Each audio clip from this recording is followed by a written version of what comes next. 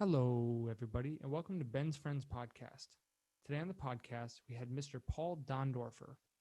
Mr. Dondorfer was a first responder to the World Trade Center on 9/11, 2001 for the horrific terrorist attack that took place that day. I had been wanting to get in touch with somebody who was there.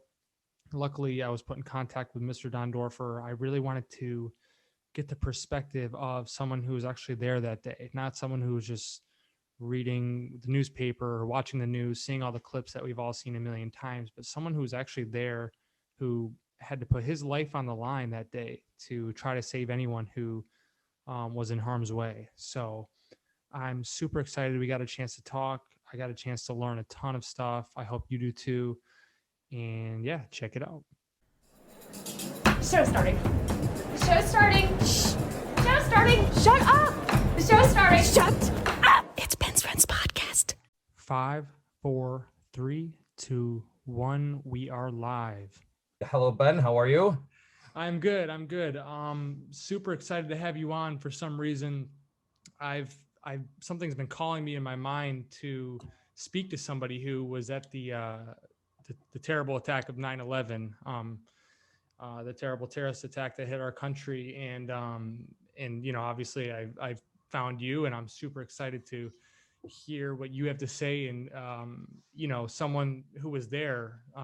There's not a lot of people just walking around who were at that event or that tragedy, I should say. So super excited to get to hear your perspective of what happened that day. Can you start off by kind of telling me and anyone out there who's listening what you do and who you are, who, Mr. Dondorfer is? Yep. Now I am a police officer up in Rochester, New York. I'm a detective up in Rochester, but back on September 11th, I was a rookie police officer down in New York City. I transferred down there in 2000, went through the police academy, and actually graduated the police academy in the first week of June of 2001. So I was fresh out on the road. I got assigned to Upper Manhattan in the 19th precinct, which covers East 59th Street to 96th Street from the East River to Central Park. So I couldn't have been any fresher on the job and out there for that. Right. I worked at night, so I worked 7 at night till 3 in the morning. Went out that evening with a couple guys after work. We got stuck a little late, so we went and grabbed something to eat in the morning. Drove home at 7-ish in the morning, and I remember making a comment to myself, "What a beautiful day it's going to be!" And I'm going to be sleeping through the whole day because we had just gotten done working almost all night. So went home, went to bed, and got a phone call in the morning. I actually got a whole bunch of phone calls in the morning from my friends back in Rochester, kind of telling me what was going on. Mm-hmm. My initial response was, of course, these commuter planes, these sightseeing planes and helicopters, they try and get so close for a good view. I wonder if one of them must have clipped the building, something along those lines. So I turned on the TV like I think everybody else did, and when I realized that was certainly not a small sightseeing plane, something just clicked in my head, and I jumped in the shower and I packed a suitcase, a little duffel bag, because I had a feeling it was going to be a little while before I was able to make it back home. As I was driving into work, the first tower fell. I walked into my precinct, which, like I had earlier said, was up on up on the Upper East Side of Manhattan. At that point, they looked at me, and I probably should have started off by saying I have a background. I was an EMT in Rochester here, so they know all that information about you, obviously, in the police department. And they right. Looked at me and said, "You're an EMT, aren't you?" And I said, "I am." And they said, "All right, go get your stuff. You're going down to the World Trade Center." And I said, "Oh, didn't one of the buildings just fall?" And they said, "It sure did. And the second one just came down also." And wow. So as this was happening, I said, "Oh boy." So we went down there that day, and there was a busload or the van load of us that went down. And subsequently, I spent better period of 2 months down there, pretty much consecutively every day, for hours on end. And, at first it was certainly a rescue mission.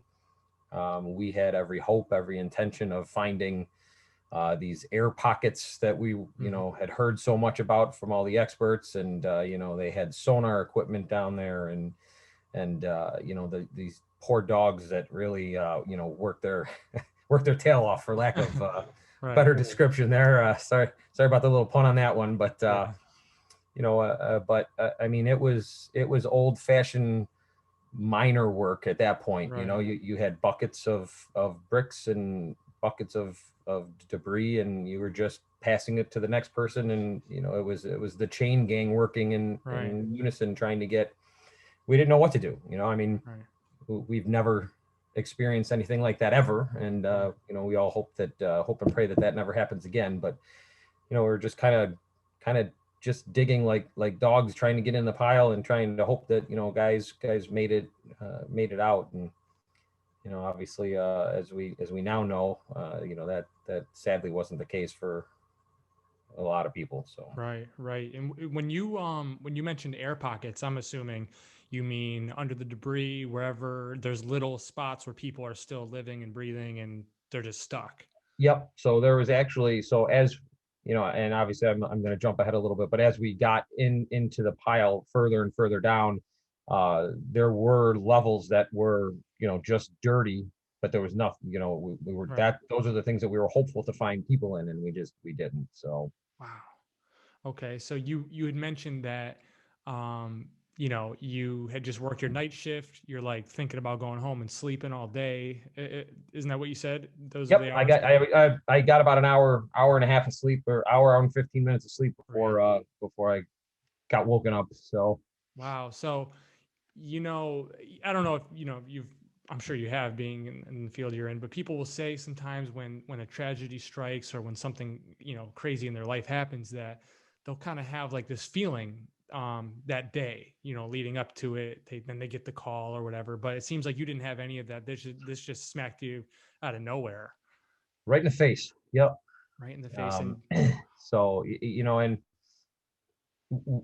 by the time I got down there, both buildings had already collapsed, and I know what the day looked like, because I remember what it looked like driving in, and I could have sworn it was 6 o'clock at night in the fall. Like it was really.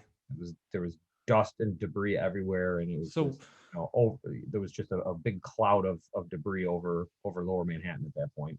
So driving in, how chaotic was that? I mean, are there people even taking the time to direct where you can go and can't go? Because it was a mess. So I lived in the Bronx at the time, and it was a mess trying to get into Manhattan. Once I hit I had to hit a few side roads, but once I hit Upper Manhattan, I had my shield on my dashboard, so everybody knew, and we would kind of, we would be on roads that were already closed down. So.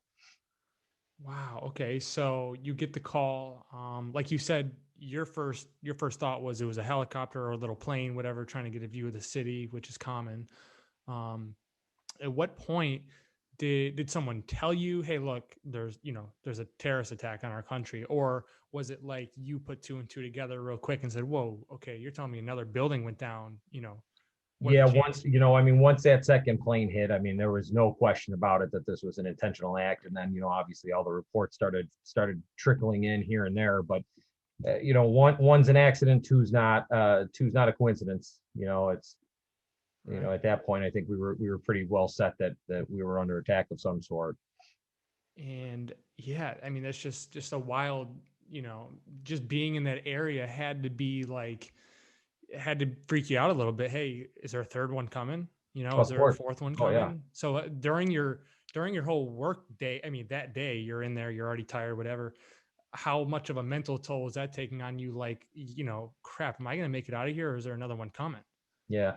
Well, I tell you, there was no tired. The amount of adrenaline that had rushed through our bodies for the extended period of time that we had there.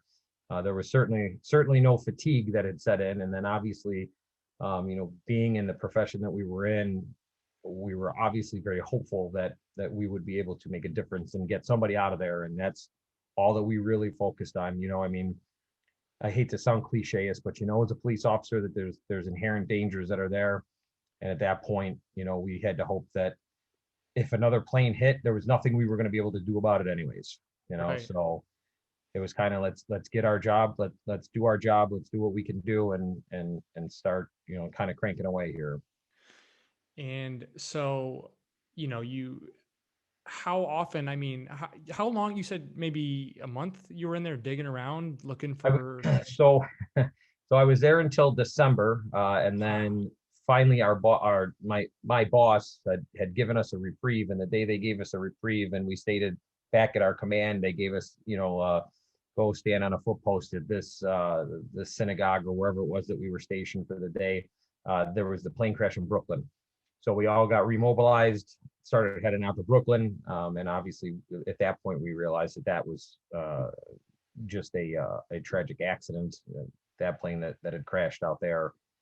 So we didn't have much to do with that. Right. And then I just said, you know what? I said, if this is the way it's going to be, you might as well just keep sending me down to ground zero. So, Right. Right. we participated a significant amount. Most of us would go in on our days off, one of the 2 days to kind of volunteer to help clean up and, keep digging through. So, Yeah. you I know, mean, no, go the ahead. out, Go ahead. yep, the outpouring from the community, the steel workers, the construction guys, the demolition guys that came in, because it's honestly, that's their specialty, right? Because that's what they Right. do for a living. We're just a we're just a bunch of cops that our building structure and engineering isn't our strong suit. But those guys all were there day one, with their big rigs trying to get the big steel beams out of the way. And Mm-hmm. at the same time, though, the firemen are there trying to fight a fire, and we're trying to dig through. You're mixing water with all this the building stuff. It was just a recipe for disaster, and Wow. all through and through everything that we did there. Yeah, I've never even thought of that. How that may have affected the search with the water. I mean, those hoses spraying everywhere and just the chaos. I mean, um, was there any? I mean, how long? I mean, so you guys were in there working on your days off, whatever, for some time. A great deal of time. And was there anybody in there in the debris that you guys would find, like, days or weeks without food, or was there any specific situation that kind of sticks out to you specifically about what you may have found when you were looking? Well, I personally did not find any full body parts, but there were times that we did find a portion of someone's body. And anytime that would happen, we would stop. We would stop digging. Again, the super smart people would come in and they would plot the land where we were at, the latitude, the longitude, and somehow or another, through all their mathematical skills, were able to kind of get a rough estimate on what floor that person was on, based on the level of debris where we were, and so on and so forth. After that, we would all line up, and there would do, depending on how much there was left of that person, there would be a procession out to Oh, really? meeting whatever, and it all depended on what it was and how much we found, and how that would go. But anytime they found the body of a police officer or a firefighter, or a part of the police officer or firefighter, that specific group would line up, and then it would we would kind of fall in the back a little bit, and Right. they would so a fireman would carry the fireman out, and the police would carry their own police officers out. Yeah, it's got to be tough in a time like, I mean, especially like that. I mean, it's just knowing that it was such a senseless, I mean, just horrific attack, and people were there just trying to do their jobs, Mhm. and trying to help other people. So do when you got the call, you said your phone was blowing up, right? Do you remember one specific call that was like, all right, here we go. It was actually the only one I answered. It was Oh, my okay. friend Al DiCarlo, who's actually he's a firefighter back here in Rochester, and he called to see if I was all right, and he was the one that kind of broke the ice for me and what was Right. going on. And so I have a tradition every year on 9/11, right around the same time. I call him on the phone, and we chat once a year. Yeah. Yeah, I mean, it's amazing that, I mean, just to be so thankful that you guys are able to do that, after Mhm. something like that.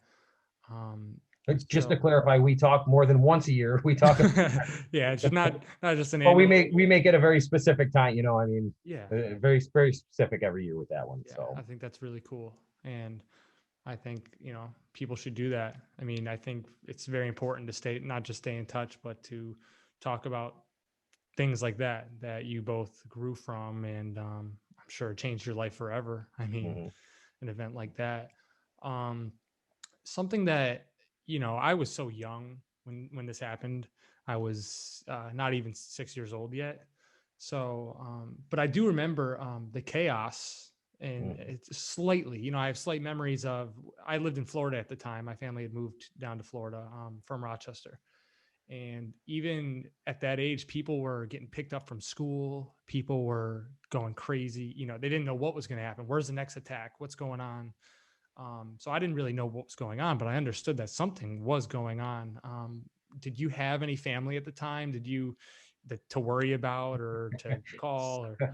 So I don't I have half brothers, but they weren't on the forefront of my mind, nor was my mother and father, who were on a bus trip to Ohio, Cleveland, Ohio, to watch the Women's World Soccer game that was going on there. So they actually didn't know what was happening until they got pulled off the throughway, which was a time that I was already sent down to ground zero, and obviously there was some cell phone reception issues. So I didn't get a chance to call them back for a very extended period of time.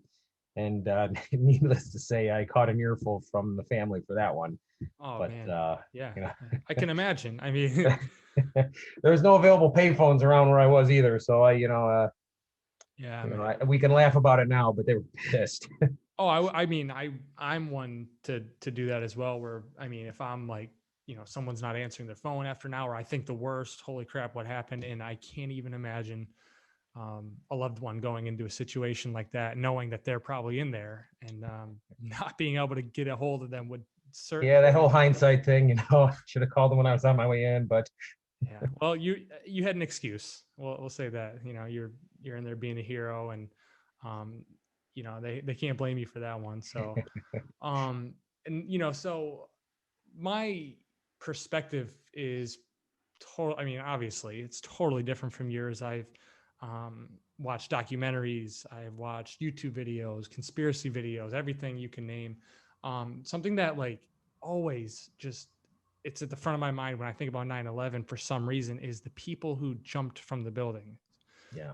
who jumped from the towers. And do you have any sort of I don't know story, or did you talk to anybody who would my initial thought is when someone jumps from a building, like there's the buildings hadn't fallen yet, there's still people walking around on the ground, so I'm like, did anyone hit anybody? Did anyone land right next to somebody who was just walking down the sidewalk?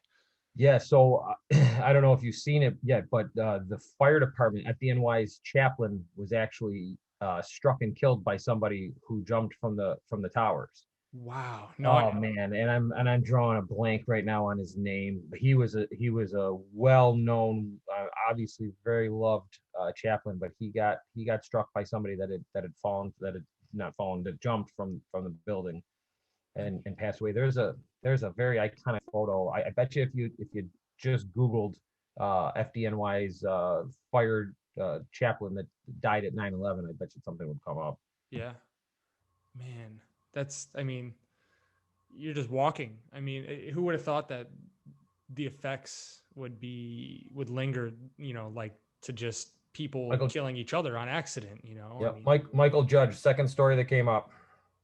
Michael Judge. Yep. Wow.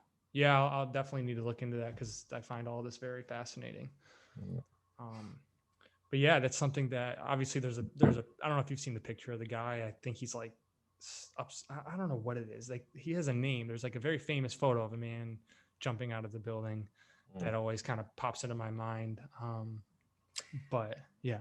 I've seen some of the documentaries. It's very difficult for me to watch a lot of that stuff, but I have seen videos of guys.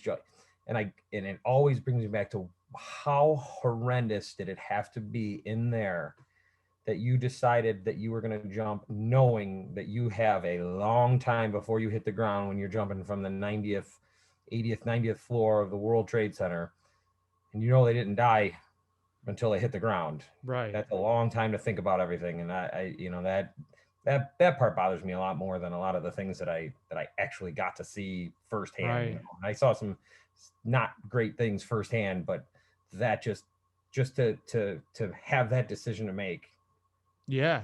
Do I stay in here and die, or do I jump, think get about down. everything as I go down, and then, you know, and it's just, I couldn't imagine being in a spot like that. Yeah, for sure. Like you said, I mean, it had to have been, I mean, undescribable because, you know, people do take their own lives, people who are going through stuff, people who are, you know, mentally struggling and ill, you know. Huge difference in that, though. Huge, absolutely. I mean, these are people who, I mean, they may have been the happiest people in the world. We don't know. They're just at their job. And for them to say, that's it, I've had enough, I'm done. You know, I mean, it must have been, like I said, completely indescribable what was going on inside that building. I mean, so these were all people above the fire. Yep. Above the fire. Right. So there's just no chance of them getting down. I just, you know, I wonder what kind of chaos was going on inside of those rooms or those offices that we don't even know to this day. That was so crazy that these people decided, you know, no more, you know, enough's enough, and they jumped. So, but yeah, that's something I wanted to just get your perspective on. And you had mentioned that a lot of the documentaries and stuff are tough for you to watch. How tough is it to talk about these things? I don't know. I'm a little different. I don't mind. You know, I mean, I tear up a little bit.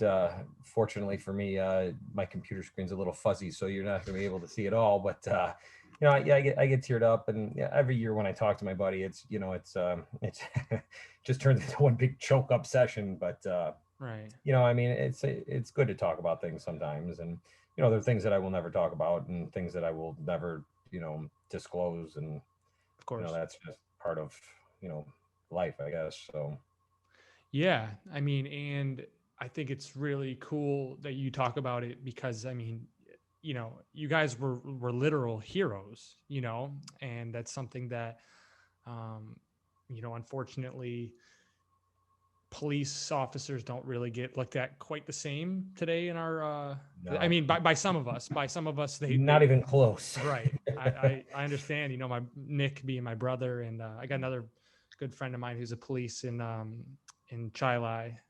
So yeah, you know, and I was just thinking about that today. You know, I'm thinking about how I'm going to have this podcast with you, and I'm thinking about, man, I'm going to be talking to a real life hero, someone who was there for, you know, an event that changed the entire world forever. I mean, seriously, you can't name a bigger thing to happen on the planet.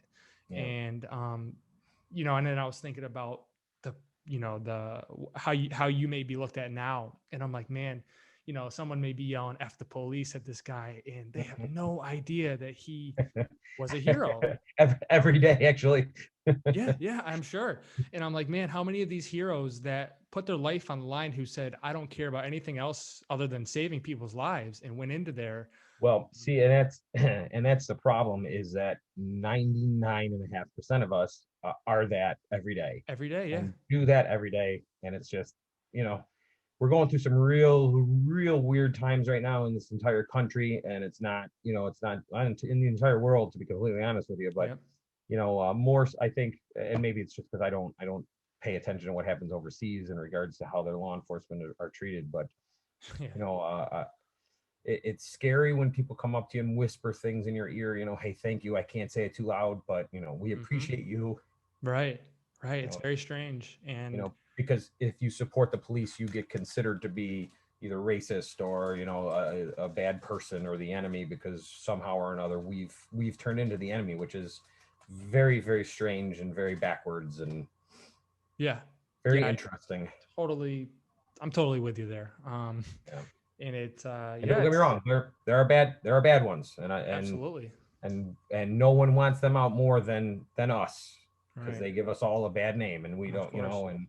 and I'm sure your brother and your friend can testify to that nothing more, a bad cop is the worst one that you could possibly have. And Right. all the good cops would do anything to root them out. So Right. Yeah. No, I mean, there's bad people in every profession, every mhm.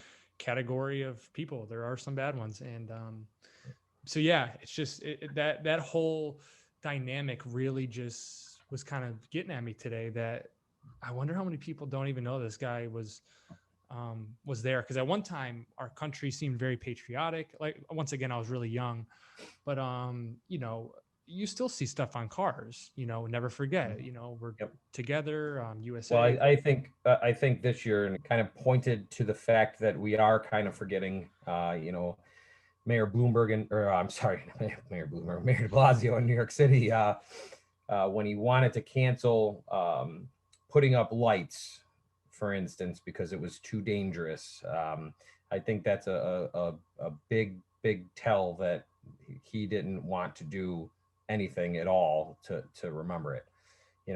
I completely understand, and I am all for, at that point, not having the huge ceremony that they always had due to the fact of COVID, and we were battling some pretty tough times with that at that point. But to say that you can't even put up two lights, Right.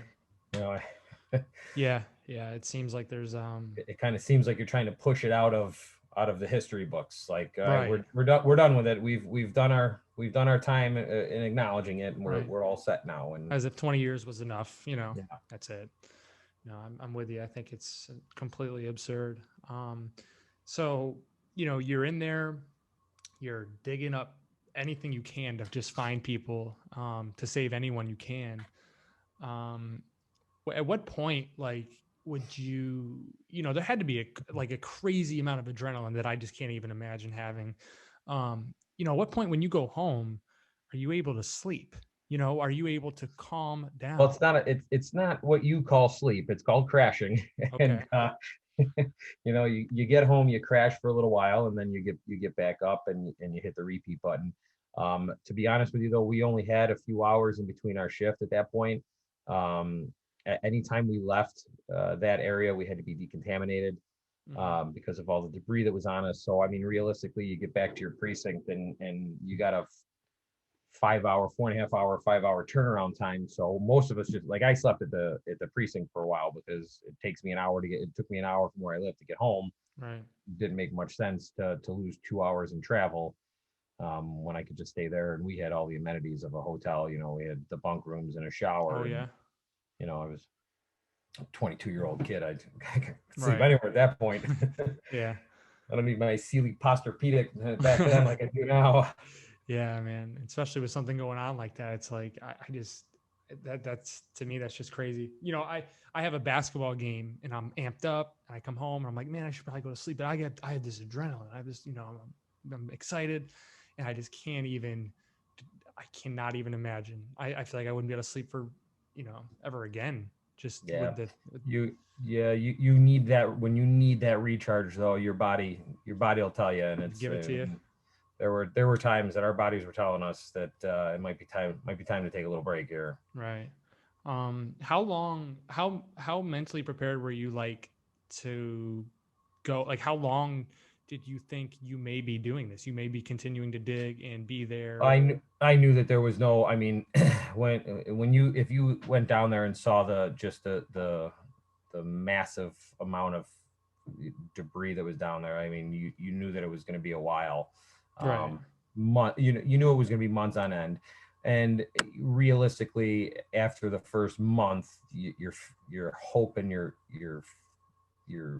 drive that you're going to find somebody that's still alive is, and I say a month, but realistically it was probably a week or two, that after that second week, we're like, I mean, chances are real slim at this point. And if they Right. are, what kind of condition are they going to be in? Right. Um, but It- then it focus in, and the one thing people forget, and I'd love to bring this up, is, as weird as this sounds, that is also a crime scene, right.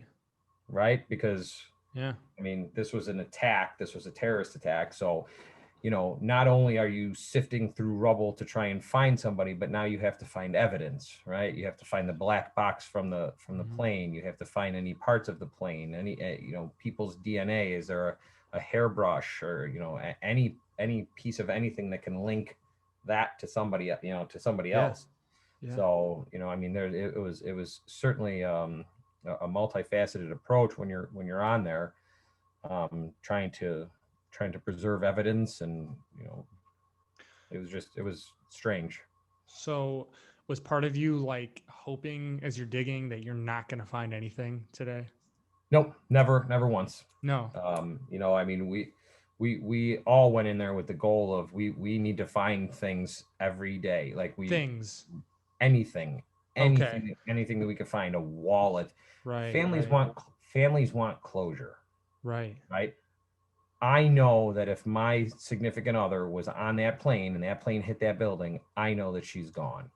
But I need something in there Right. to say that she was there, right? Hmm. Maybe, just maybe, she took off to another country with another guy and she's still alive, right? Right. People's minds Of do course. very, very crazy things and stuff like that. And that little piece is sometimes all that they need for that closure. Yeah. Yeah. I was thinking in a sense of like, hopefully there's no more bodies, like, did you ever think like, I mean, I don't want to find a 15-year-old girl under these rock or these bricks. I don't want to find an old man. No, I mean, we knew that there were thousands in there. Right. Yeah, and I mean, we were just hopeful to recover what we could. So, Wow. I mean, it's really, yeah. I mean, I can't even imagine doing something like that. Your thoughts, I wanted to get an idea of, you'd said that watching those documentaries are tough, and I mean, rightfully so. Um, you know, and I don't want to like offend you, or, if you don't want to get into it, that's fine. But people, I've talked to so many people who tell me that it was a planned attack, it was mhm. fake. And from my perspective, which I've always grown up understanding it was real, it was a terrorist attack, this and that. But there's been those moments where I sit there and watch YouTube for 2 hours and I'm like, whoa, that was kind of weird. Why did that building do that? And those thoughts will come into my head and quickly they'll leave my head. But there's a lot of people who claim and swear by it that was 100% planned. There's just no way. And what are your thoughts on that? Well, I mean, it certainly does get you thinking, right? I mean, Mhm. especially with some of the theories that are out there. Um, I honestly, I don't think we would ever know uh, the full extent of whether it was or wasn't. I mean, obviously, we know it was a planned attack. Um, my argument could very well be against that yes, the buildings fell the way they did, and yes, I'm sure that I've seen some of the same documentaries you have where they slow it down and there's charges that are coming out from lower parts of the buildings. I mean, could that have been set up in advance? Of course it could have been. I mean, who knows how. I mean, if they planned all this stuff, who knows what else they planned. But Right, right. I I don't think the government would ever fully disclose a lot of the things anyways. But I don't know, it's tough to say. So coming from someone like you who, you could tell me literally anything about this event and I'll believe you. Um, would you would you say that you are open-minded to the fact that there may have been more than just the two planes hitting? Not that the government planned it, but it could have been planned from the terrorists. I mean, they had Certainly. all this ready to go. I Well, mean, I mean, and I think it's important to remember the fact too that they tried to bomb it once before, right? So they right, had a little, right, when they drove the big box truck into the basement and tried to blow it up that way. You live and learn, right? right. Hmm. So quote unquote, that was their mistake, right? Because they put it in a certain spot down there, hoping that it was going to take out one of the support beams, and that was going to, Hmm. that was going to how it imploded on its own. So yeah, you know what? Do I think that there's a possibility that some of the members of that group had jobs at that place for years, and took the time to really research the structure and the weak points and the important points to hit, I most certainly think that could happen. Mm-hmm. And I Yeah. most certainly think that they could have said, we're going to hit it. We're going to hit the building at this particular spot. And we're going to be hopeful that the building collapses over, because if the top 20 floors there would have fallen to the side someplace, who knows how many more thousands of people would have died if that was the case. So I don't know. Maybe the building legitimately was, set up to implode on itself if it ever started to collapse. Right. You can look at it from this way too. That was a pretty clean fall for a building, in relations to when you watch another video of how these high rises are taken down. Look in Las Vegas, how they take down these hotels. Right. That was a pretty controlled demolition. If you really want to sit down there and break it down, I'm no engineer, but yeah. So, Yeah. who knows? No, for sure. And that's something that I'm never going to say, 100%, nothing was fishy there. It was just a terrorist attack. But, part of me leans one way and, I can't help those thoughts that come into my head and say, hey, that did look a little strange, and Mhm. I, Yeah, anybody who looks at it and really watches it, a little closer than just what they put on the 5 o'clock news. right. Yeah, it does. It certainly does have the tinge of a little bit of, whether it was intentional or it was the way Mhm. the building was built. Who knows? So what kind of training? You said you were 22 years old when this, so, obviously you're never prepared to take on something like that, but was there anything that you remembered from training? Like, okay, this is going to help me out right now. Cause you're so fresh out of training. Was there Not anything? a thing. There was nothing that could have prepared us, for, Mhm. that's the building collapse 101 is not in the handbook, and I don't think that you can ever really prepare or train for something along those lines now. Right. There's, we always talk about how fluid our job is, and that couldn't have gotten more fluid. Right. You had to change your scenarios, your tactics, the way you do things, in a second's notice. So. Right. And you're 22 years old, fresh out of training.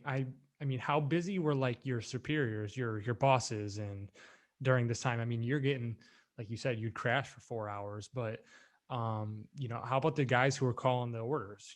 How crazy was it for some of those guys? I couldn't imagine. I don't know. I wasn't really privy to any of the like the command post operations and stuff like that. But I can only imagine that, not only are they focused on what we now know to be ground zero, but they have to take into consideration, what if this happens at this location now, and what resources do I have available for that? We were stretched as thin as humanly possible. Yeah. So, short of calling New Jersey and asking them to send all their police officers and firefighters up, which, obviously there was a large amount that were there to begin with.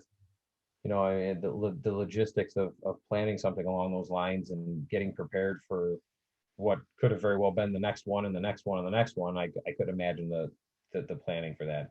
Yeah, the stress must have been just through the roof. They were coming from Boston, weren't they, as well? Oh, that we had police and fire from all of the Eastern Anywhere. Seaboard. Yeah, we Wow. had, Rochester sent a contingent, but Really? North Carolina was there, Virginia was there. Wow.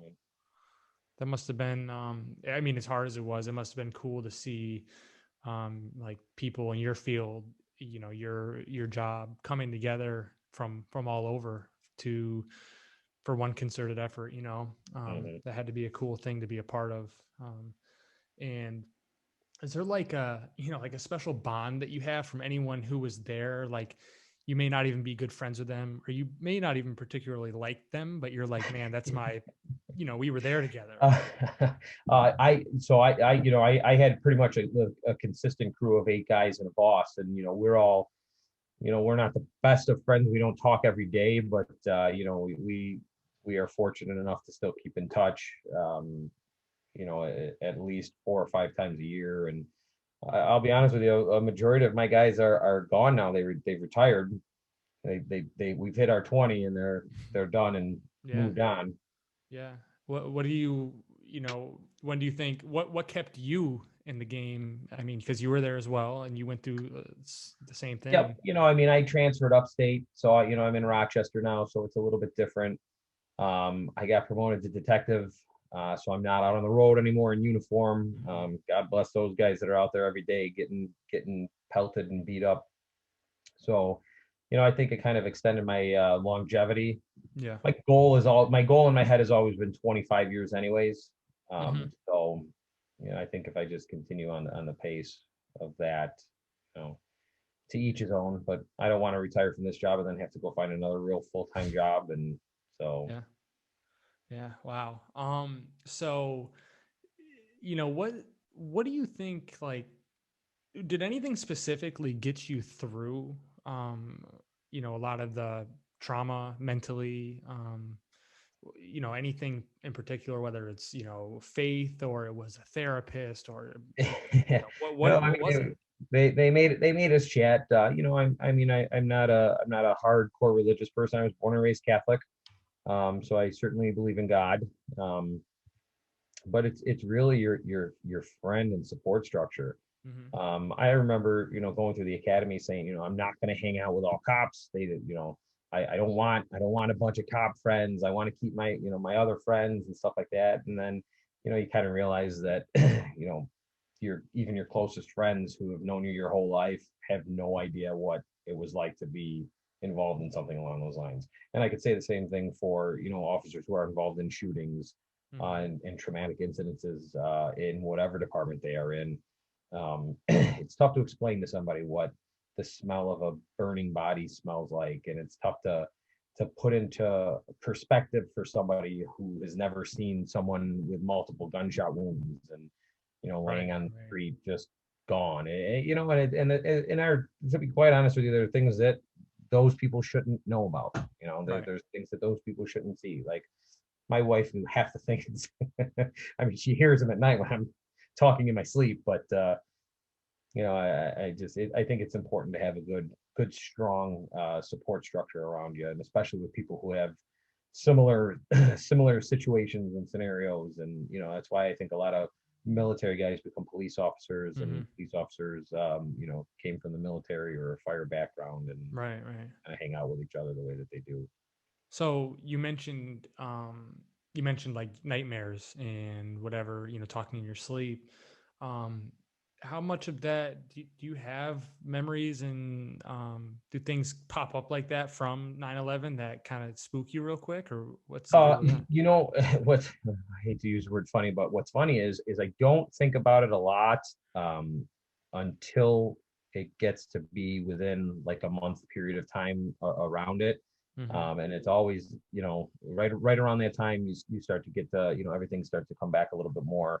Um, I don't know how you want to word my career is blessed or not blessed, but I've had a challenging career as a police officer with a lot of things that have gone on. So I mean, there's a lot, a lot of significant days in my career that kind of spark things, and it you work through it, you live Yeah. through it, and Yeah. I know, I've read a lot about how a lot of the first responders who were there that day, they still, I mean, they have cancer and they suffer with physical illness from that. Did you experience anything that lingered on after? yeah. So I have I have exercise induced asthma, which is a direct relation to that, and then I also have acid reflux, which is the real that's the real nuisance. So I'm on, Right. medication for that to keep that down. But that was also attributed to the stuff from 9/11. So Was was anyone, I mean, was everyone there pretty much going through something like that afterwards, or was there lucky I'm people? sure, yeah, I'm sure most people at some point are going to experience something. So Wow. Okay. And so, mentally, how do you feel like at what point after the event did you say, okay, I finally feel like myself again, or do you still not even feel like you did before this had happened? I mean, how long until you said, okay, I'm good, I can calm down, I can think Yeah, clearly? I don't think you're ever good. Right, I right, think you just kind of learn to kind of work around it and work through it. Um, but I would never say you're really good. You know, mm, it's not so. I'll tell you straight out, it's not something that I'm concerned about every day. Right? I don't drive over a bridge and think that that a bomb is going to go off and it's going to suck us all down into the river. Um, Although, living in a big city like that, I'm sure that a lot of people do think things like that. right. But I think that would just consume you to the point of death, and I don't think Yeah, that's any way to live. I'm not gonna let them take my life away from me and take my joyous occasions and stuff like that away from me. So yeah. I think that's just me being a little selfish too, but that's the No, way I I think. think And it's gotten me through this far. So I think that's the right way to look at it. I mean, even if you are so freaked out mentally, and because if you're freaked out enough mentally, you can certainly suffer from physical ailments. mhm. I mean, your mind is a very powerful thing, and I think that's a really cool motivational way of thinking. I'm not going to let these guys, or these people who did this awful thing to our country, they're not going to get me. They're not going to get in my mind, because someone like me, a classic overthinker, I would be that guy who driving over the bridge in the city going, "Holy crap!" Who Yeah, knows? But I think to have motivation of saying they're not going to win, to this day, they're not going to win. So I think that's a really cool perspective that I've actually never thought about. Um, yeah. yeah. So at what point did you start, this thing happens, and obviously you're insanely busy. You said you barely had time to even get back to your family when they're calling. At what point did you sit down and start talking about this with people? Were you timid at first? Like, what's this? Well, so the weeks following, they had people at every command, counselors and clergymen and women, and you kind of debriefed a little bit, but there was no real, um, you're not laying on the couch talking to talking to the psychiatrist at that point. But I'll be honest with you, there was never a real time where it was a one-on-one session where you're laying there talking or sitting in a chair talking to a mental health professional. So the help was there, and I'm positive people took took advantage of that, and to each his own. And Yeah. I mean, I've had to see them from some incidences up here, and I don't shy away from them. But on the same note, I think that there was a good structure set up down there, and you keep talking to the people that you're with, and you keep an eye out for each other and see if there's something that's really, if someone is really bothered by it, then you kind of push them a little bit further to go get that extra help there. I'm pretty surprised by that there's no. I feel like if this event were to happen today, that I think, I mean, I could be totally wrong, but I have a feeling that it would have been almost mandatory to have a mental health professional, to have, X amount of hours spent with so and so to talk, Mhm. whether it helps you or not. I'm surprised by that. Yeah, it was 20 years ago too, though, Yeah, and right, things were a little bit different. And I don't think they knew how to deal with it either at the time. right. I mean, they had people there. They certainly had a significant amount of psychologists there and social workers there, and there was more of a group setting on things. But I think if they caught you not doing well, I think they kind of pulled you in and talked to you that way. But I think it was more of a group debriefing more than anything else. And Hmm.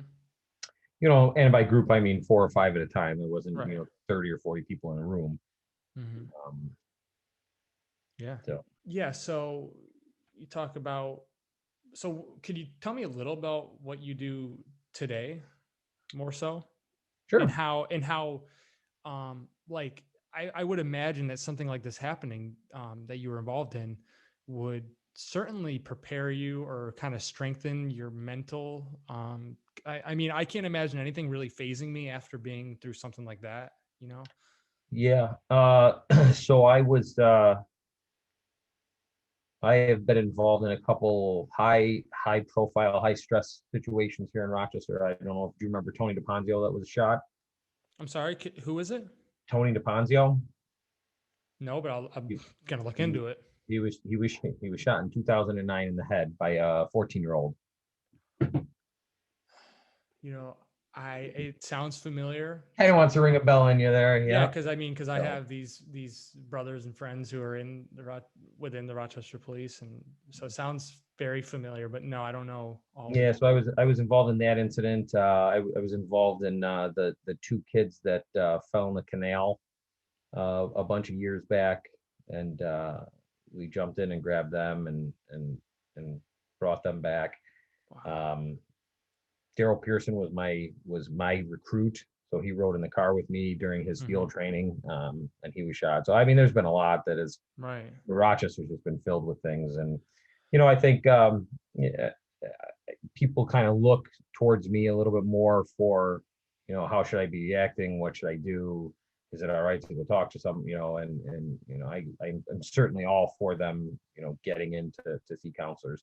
And I'll say that's one thing that the police department is a little bit more deficient on than the fire department would be, and that's getting their guys the help that they need immediately. Yeah. We'll get them in tomorrow or the next day, and the fire department, those guys that they have their counselors are back at the firehouse before they're even packed up from the scene and heading back. So Yeah, I mentioned what you do now. Obviously, you've switched gears and it's completely different from going, you're not even you said you're not out in the field currently. well, yeah, I mean, I wear a suit, so I'm not answering calls Okay. for service. I'm not in Okay. market, I'm Right. out investigating after most things have already happened. It's a pretty drastic difference going from, weeding out bodies, Mhm. your debris to doing what you do now. So could you explain a little bit about your everyday, kind of what's going on, what your position entails? So my current position, I will respond to in progress robberies, burglaries, any shootings of any kind, any stabbings, anything along those lines. And um, there's uniformed patrol guys that are there with us, and then we'll do the investigative part, whether it's collecting any evidence, looking for video evidence, retrieving any of that video, looking for witnesses, talking to victims, talking to suspects. And that's our day to day at this point. Mhm. Yeah. Did you, I just thought about what I wanted to ask you, about kind of going back to obviously that the terrorist attack. Was there anybody that you were with or, in your group that didn't handle this quite as well as you have? I mean, you seem to be very, very with it, not with it, but like you Thank you. could sit here, put on a smile and joke, and you look like you've handled it fairly well. Is there anyone that you were like, man, so and so is not taking this great? In my particular group, not really. I think a lot of the people in my command, with the exception of their yearly Facebook post, paying respect to everything and paying respect to those who were lost. I don't think a lot of them are really out and talking to anybody about it, and doing things like this, and that's fine, to each his own. But I don't think I mean, yeah, I'm hoping that I haven't missed anything, but I don't think any of them are really, um, like in a state of depression or anything, Right. from anything like that. Right. Because I mean, people like you said, I mean, just seeing what you guys had to see that day. I mean, I would imagine, and maybe because you guys are trained, and you've seen plenty of stuff. But for people who were simply trying to get to work, or leave work, Yeah, and I feel I mean, honestly, I feel really bad for people like that who, purposely didn't take a job with an ambulance or as a nurse or a doctor or a police officer or firefighter because they don't want to see that. They don't Right. want to be exposed to that. They don't, They didn't sign up for that. Yeah, that wasn't what they were. That wasn't where they were kind of looking to go with life, and they saw some things that and I'm sure that there's thousands and thousands of people that are mentally affected severely from those incidences, and even watching it on TV doesn't it's not the same, but it's pretty painful to watch. Yeah, when they show like when, the people jumping and everything. So I mean, I'm sure that across the country it affected tens of thousands of people in different ways, of a more severe nature for sure. But so you said that when you were digging through the debris, whatever, you didn't specifically find any body parts or any people. Was there something that you found though that was like, whoa, that's gonna be with me for a while? I kind of just grazed over the subject, and I think we'll respectfully pass over that one. I totally understand. Well, I don't understand because I've never been through something like that, but yeah, I respect that. And like you said, man, I'm just super glad that I was able to find you. Shout out to my brother Nick for putting you in touch, because for some reason I had been dying to talk to somebody who was there. I see the Facebook post every year, and it's got to be a completely different feeling for you, obviously, when that time of year comes around. So I just wanted to get inside of someone's head who was there and what that feeling is like. So I was messaging random people on Facebook saying, I understand it's a sensitive subject, but I'd love to sit down and talk with you. And I just was having no luck. So I'm really, really pumped that we got a chance to sit down and talk, and kind of to remind people, hopefully, what kind of heroes were there that day. And those heroes are still working today. Yeah. It was 20 years ago, but it wasn't 200 years ago. It wasn't like and they're in your neighborhood no matter where you live. Yeah. And for some people that's great, and some people that's unfortunately they're not happy with that. And hopefully hopefully this doesn't last long. But personally, I want to say thank you for what you do, because people in your field, and to go through something that you went through for no other reason than to help people is pretty special. And so I'm personally thankful for that. I think you put your life on the line every day, especially September 11th 2001. But yeah, man, I'm just super excited we got a chance to sit down and talk about these things. Yeah, I appreciate you reaching out, and we'll give your brother a little bit of credit for it, I guess. Yeah, no, for sure. He's a cool guy, man. I don't know, are you guys was that just random that he ran into? Do you know him well? I met him I do a lot of teaching at the academy, so Okay. I get to meet a lot of people, and so fortunately, I at least have a working knowledge of who a lot of people are, and Yeah. he remembered that. So Yeah, he got it. I trusted him when he said, "Let me ask around and I'll get back to you." And I was like, I know he's going to come through with somebody. But he's a great guy. He's great at what he does, from what I hear.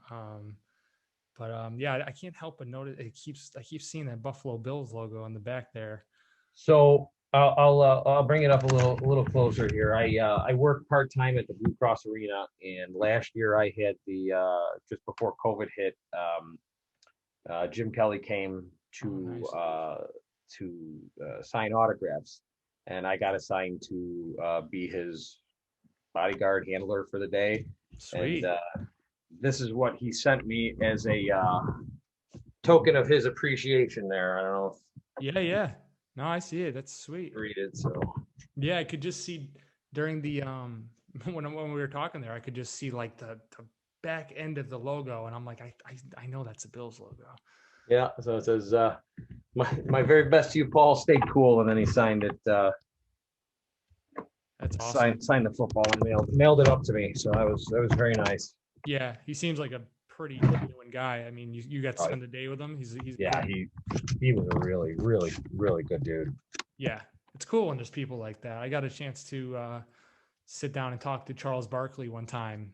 Unfortunately, not on a podcast, but we did talk. And a guy like that, these people are big time athletes and celebrities. It's so cool when they're down to earth and you can just talk to them. But Yeah, absolutely. yeah, man. So hey, once again, thank you for taking the time to talk about something that may not be easy to talk about. God, knowing me, I'm probably gonna tomorrow or tonight, I'm gonna be laying in bed and think of 100 things I should have asked you. But Well, I do, and I tell you, Ben, I appreciate you, keeping it alive and keeping it on the forefront of people's minds too. So yeah, for sure, absolutely. So once again, thank you for coming on, and I'm gonna have this. I'll have this edited and posted, and obviously I'll get it to you. But I appreciate it. Thank you. Once again, thank you for all you've done, and I'll be speaking with you soon. Sounds good. Tell your brother to be safe. I got you. All right. Thank you. Bye bye.